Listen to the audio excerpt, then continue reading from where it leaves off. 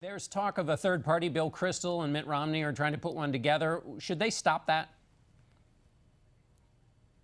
Well, I've heard that Mitt actually isn't looking at that. I'm not sure about Bill Kristol, but it's a suicide mission, because you're not only changing and throwing out 8 years of the White House, but you're also throwing out potentially generations on the Supreme Court. Look, we could have up to 3 justices change over in the next 8 years, and this is a suicide mission. It is not right.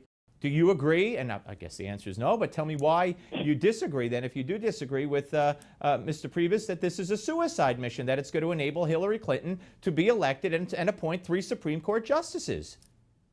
Well, because I think a strong independent candidate could win, first of all. I'm not convinced that I wouldn't do this if it were just to be a spoiler.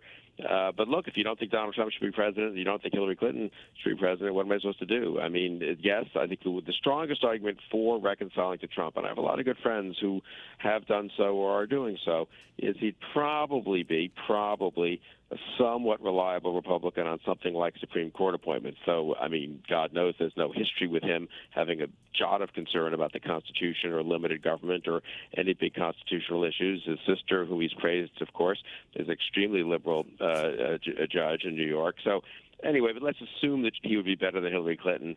That's a very low bar on Supreme Court appointments. But he would be a very dangerous commander-in-chief, in my opinion. And does not have the character or temperament for that. And that's kind of an important presidential qualification as well. So I would much prefer to help others have it to avoid this terrible choice of Donald Trump or Hillary Clinton.